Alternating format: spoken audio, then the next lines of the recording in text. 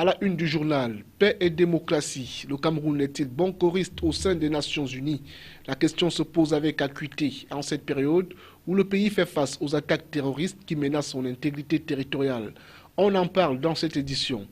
En économie, 9% d'importation par an pour environ 10% d'exportation sur la période 2010-2014. Les chiffres filtrent du document baptisé Zoom sur l'économie camerounaise, récemment rendu public par le ministère de l'économie. Voilà pour les titres. Mesdames, Messieurs, bienvenue au journal. Paix et démocratie, le Cameroun est-il bon choriste au sein des Nations Unies? Durant le mois de septembre, le système des Nations Unies consacre 2 journées importantes à la démocratie et à la paix. Ce 21 septembre est un jour de paix. Comment le Cameroun consolide-t-il ces 2 valeurs? Élément d'analyse avec Jerry Yeba. Paix, travail, patrie, c'est la devise du Cameroun. Le pays Afrique en miniature reprend en cœur l'hymne de paix et de démocratie entonné par l'Organisation des Nations Unies en ce mois de septembre. Citoyens et démocrates dans leurs âmes, les Camerounais sont-ils émancipés pour ce qui concerne la paix et la démocratie? La démocratie comme étant ce socle pour l'expression et l'enracinement des libertés individuelles et collectives. Comment préserve-t-on ces acquis? Quelles en sont les violations en ces temps modernes où l'émergence est appelée de tous les vœux dans le discours politique? Le président de la République, Paul Biya, voudrait être retenu comme l'apôtre de la paix, de la démocratie et de la prospérité du Cameroun. L'occasion faisant le larron, un scanner dépourvu de toute complaisance s'impose sur ces 3 principes. Pour la paix, elle n'est plus un fleuve tranquille car une guerre asymétrique est imposée au Cameroun par les démons migratoires de l'horreur que sont les éléments de la nébuleuse secte islamiste nigériane Boko Haram. Malgré le terrorisme transnational qu'impose Boko Haram, l'intégration nationale, l'unité de la République, le vivre ensemble, les citoyens et l'amour de la patrie constituent des armes pour réduire à sa plus simple expression le terrorisme. Mais toutefois, il ne faudrait pas oublier que la véritable paix, c'est la satisfaction de la majorité et non seulement l'absence de conflit. En ce qui concerne la démocratie, le Cameroun navigue en eau trouble, car malgré le multipartisme, les dégâts du parti unique et l'ensemble des conséquences dues au monolithisme ne confortent pas l'ensemble des acteurs sur ce mode de gouvernance sociale qui est le pouvoir du peuple par le peuple et pour le peuple. Les manifestations publiques ne sont que l'apanage du parti au pouvoir et de ses démembrements socio-administratifs. Ici, ceux qui parlent d'alternance, qui est une nécessité démocratique, sont priés de ravaler leur langue. D'ailleurs, les organisateurs des récentes manifestations de la Journée internationale de la démocratie à Yaoundé, sièges des institutions, sont dans les cellules des commissariats, malgré les cris des acteurs sociaux et politiques. Journalistes et syndicalistes enfermés sont victimes de la politique du plus fort et de la névrose de la peur.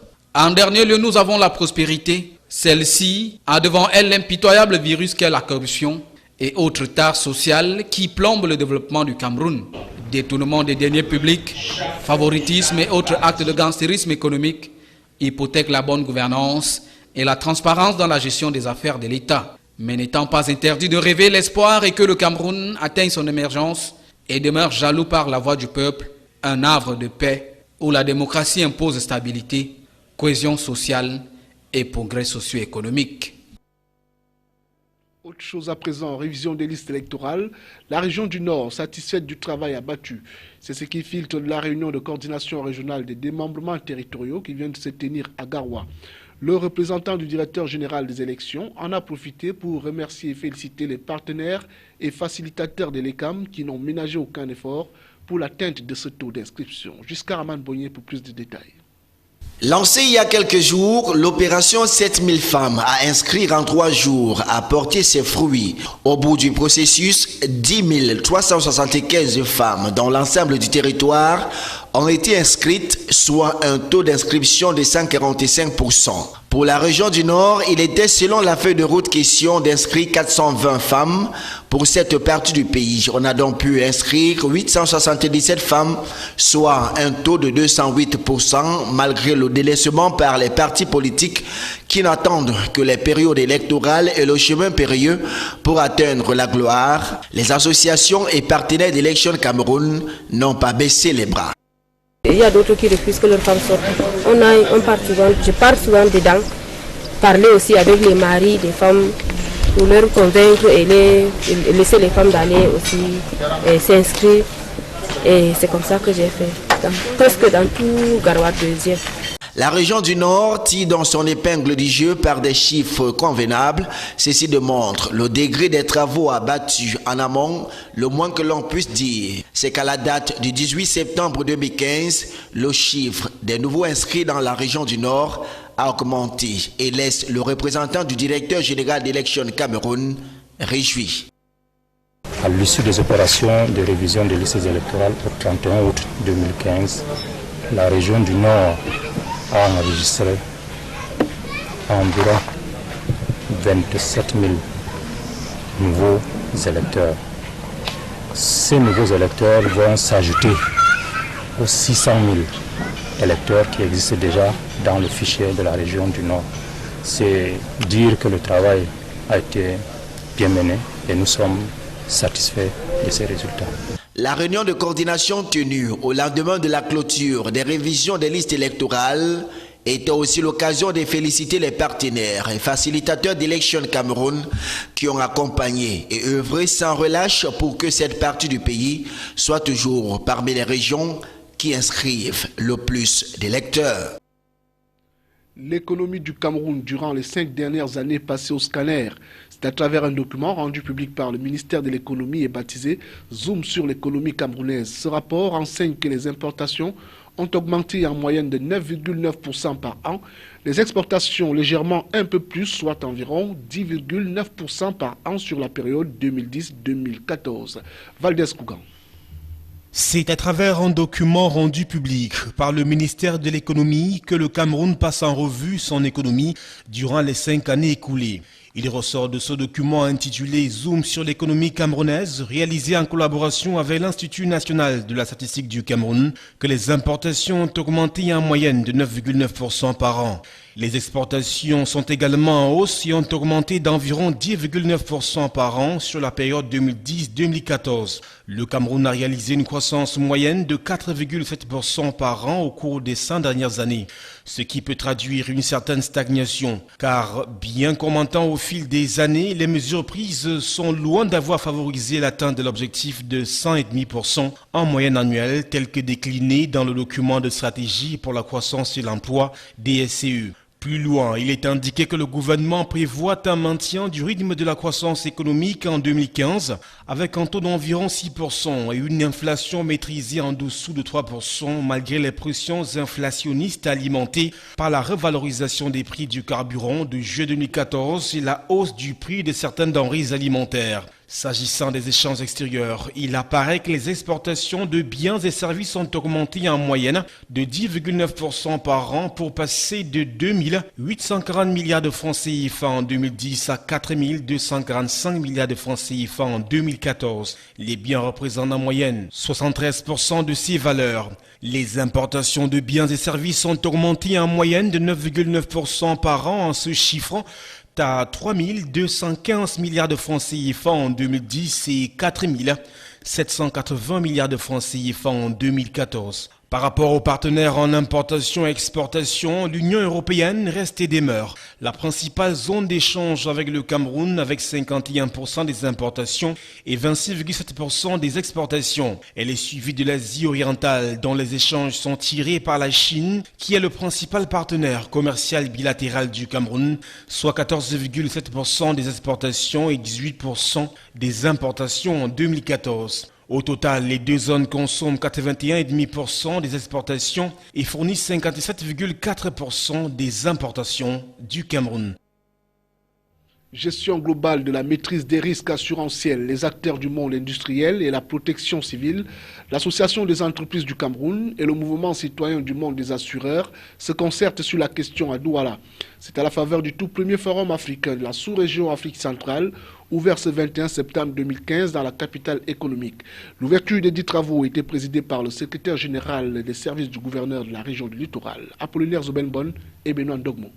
Les récentes inondations survenues dans la ville de Douala, les incendies à répétition au sein des édifices publics et certains espaces marchands, les accidents de travail sont autant de faits qui appellent à une prise de conscience collective de tous les acteurs sujets aux risques au sein de la société. Il est question pour ces derniers d'avoir une maîtrise parfaite des risques et de leur mode de gestion. Et c'est pour répondre à cette exigence de l'heure que le monde industriel et de la protection civile, l'Association des entreprises du Cameroun et le mouvement citoyen des assurances prennent part depuis ce 21 septembre 2015 au tout premier forum de la sous-région Afrique centrale sur la gestion globale de la maîtrise des risques assurantiels. Le risque est consubstantiel à la vie. Dès que vous vivez, vous êtes confronté à des risques plus ou moins importants.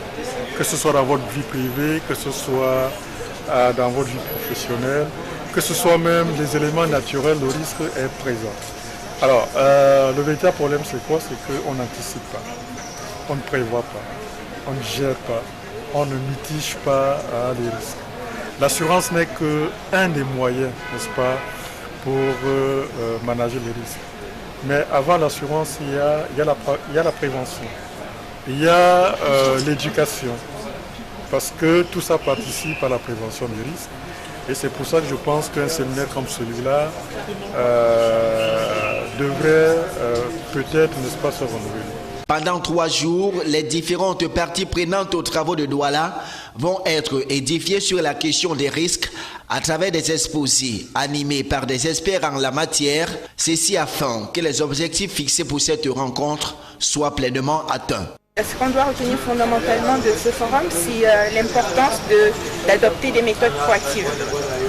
On ne gère pas un risque en restant juste derrière dans son bureau et en attendant que ça se passe. Il faut vraiment mesurer la situation, évaluer, enfin rechercher les risques, les évaluer, les analyser, essayer de mettre en place des solutions de réduction, essayer de mettre en place des solutions qui permettent de se dire aujourd'hui je maîtrise mon risque, aujourd'hui je sais que dans tel pan de mon activité, si jamais il y a un problème, je sais que je connais la solution à apporter à ce problème. En présidant à l'ouverture des travaux de ce forum, le secrétaire général de la région du littoral, Étienne Ludovic Kongwa, a abondé dans le même sens en émettant le vœu qu'au sortir de cette rencontre, une stratégie en matière de gestion des risques essentiels à l'évolution économique soit mise sur pied. L'Awards de l'Organisation africaine de la normalisation, décerné au directeur général de la NOR, c'était au cours des assises de la 21e Assemblée générale de cette institution qui vient de se tenir à Addis Abeba en Éthiopie. Ce prix représente le fruit de plusieurs années d'un leadership efficace. Salman Foué et Marcel Vondo, reportage. La reconnaissance de la grande famille africaine de la normalisation à l'égard de Charles Boniface Boto-Angon, ci-devant directeur général de l'Agence des normes et de la qualité au Cameroun, est fondée sur sa contribution distinctive et remarquable aux valeurs, à l'action et au développement de l'Organisation africaine de normalisation. Loin de tout folklore, ce prix, qui honore le Cameroun tout entier, couvre un éventail de services bien définis par les promoteurs. Parmi les arguments qui ont motivé le choix de notre compatriote figure son leadership efficace en tant que vice-président de l'Organisation africaine de normalisation, la mobilisation appréciable des pays de l'Afrique francophone autour de l'instance fêtière des normes dans le continent noir, l'organisation exceptionnelle de la 19e Assemblée générale de l'Organisation africaine de normalisation au Cameroun et enfin le renforcement de la participation financière et technique du Cameroun au sein de cette organisation. C'est sous la direction et sous le tact de monsieur le directeur général de la NOR, Charles Boto-Angon, qu'en août 2012 se tiennent au Djega Palace les assises de révision qui voient le succès de l'élaboration de ces nouveaux textes. Donc, dans un premier temps, on peut dire que ça a été son premier acte qui va l'amener vers cette reconnaissance. Des services exemplaires et louables rendus par le directeur général de la NOR au bénéfice de l'Organisation africaine de normalisation, lesquels ont contribué à la transformation de cette institution en une véritable organisation panafricaine offrant des opportunités de normalisation dans tout le continent. Pour tout dire, le Cameroun fait aujourd'hui partie des acteurs de poids dans la normalisation au niveau régional et international à travers l'Agence des normes et de la qualité. Ce sont d'excellentes relations, aussi bien au niveau des contributions financières, c'est-à-dire des participations du Cameroun au budget de ces organismes. Nous ne connaissons pas de retard de paiement. Donc M. Bott met un point d'honneur et le gouvernement le suit sur ce point d'honneur pour que les cotisations du Cameroun soient toujours payées. Donc c'est une présence financière. En décryptant la démarche et le volume d'efforts déployés par le directeur général de l'Agence des normes et de la qualité, il apparaît clairement que les intérêts et les priorités de développement de l'Afrique sont demeurés au cœur de son action. Une action guidée par la volonté de voir l'Afrique devenir au XXIe siècle un carrefour de développement adossé sur les transformations technologiques et une croissance source d'emploi. Plus qu'un laurier, le choix de Charles Boniface Botto-Angon apparaît surtout comme une invite à plus de responsabilité et d'engagement pour une cause noble, l'appropriation des normes par l'ensemble des acteurs mobilisés pour l'émergence du continent africain. Dans la suite du journal Changement climatique, le Cameroun prépare la conférence de Paris. En prélude à ce rendez-vous prévu pour la fin de l'année en cours, le ministre de l'Environnement, de la Protection de la Nature et du Développement durable vient de présider un atelier national de validation technique des travaux relatifs à la contribution du Cameroun dans le cadre de la Convention des Nations Unies sur les changements climatiques. Les travaux se sont déroulés en partenariat avec l'Agence française de développement. Les détails avec Salomon Foué et Joseph Ateba. Le Cameroun doit diminuer de 32% ses émissions de gaz à effet de serre d'ici 2035. C'est le principal engagement que les plénipotentiaires de notre pays comptent présenter aux assises de la conférence de Paris, prévue du 24 novembre au 11 décembre 2015 prochain et consacrée au changement climatique. Il s'agit en effet d'une conditionnalité imposée par les grandes puissances et grands pollueurs aux pays sous-développés à laquelle reste tributaire le soutien de la communauté internationale sous forme de financement direct d'actions de renforcement des capacités et de transfert des technologies. De l'avis des experts, l'objectif de réduction des émissions au Cameroun représente un effort significatif pour un pays dont les émissions de gaz à effet de serre sont insignifiantes à l'échelon international et dont le produit intérieur brut par habitant se situe au 148e rang mondial. Les mêmes experts font par ailleurs observer que cette volonté de réduire drastiquement les émissions peut aussi se révéler préjudiciable à l'égard du Cameroun qui aspire à son émergence à l'horizon 2035, en ce sens que cette émergence qui s'appuie sur l'industrialisation du tissu économique est une source importante d'émissions de gaz querellés. Pour éviter au Cameroun, pays en voie de développement, les désagréments qui découlent de la réduction des émissions de gaz, les autorités ont enrichi le document qui sera présenté à la conférence de Paris par un volume considérable de propositions alternatives. Il s'agit entre autres de la mise en cohérence de la planification et de l'aménagement de l'espace rural pour développer l'agriculture en limitant la déforestation, l'intensification d'une production agricole, animale et halieutique respectueuse de l'environnement, la valorisation des ressources énergétiques issues des résidus agricoles, des déchets issus de l'exploitation forestière et des industries de transformation du bois en milieu rural et limiter le brûlage de ces résidus. Le changement climatique n'a pas de frontières. Ça veut dire que si les autres polluent, si les autres sont responsables de gaz à effet de serre, mais les effets du climat se font ressentir tout le monde, dans tous les secteurs, élevage, agriculture, biodiversité, pêche, tous les secteurs sont concernés. Donc je pense que ça peut arriver qu'il n'y ait pas un accord contraignant, mais on ne va pas se décourager parce que cela dépend, notre survie en dépend. Par ailleurs, le Cameroun envisage le développement de la production de l'énergie à partir des sources renouvelables et la valorisation efficiente des ressources pour tendre vers une économie circulaire. À retenir de cette édition d'information, paix et démocratie, le Cameroun est-il bon choriste au sein des Nations Unies? La question se pose avec acuité en cette période où le pays fait face aux attaques terroristes qui menacent son intégrité territoriale. Une esquisse d'analyse relative à cette problématique vous a été proposée au cours de cette édition. Et puis en économie, 9% d'importation par an pour environ 10% d'exportation sur la période 2010-2014. Les chiffres filtrés du document baptisé Zoom sur l'économie camerounaise est récemment rendu public par le ministère de l'économie. Fin du journal, restez sur Camille 24.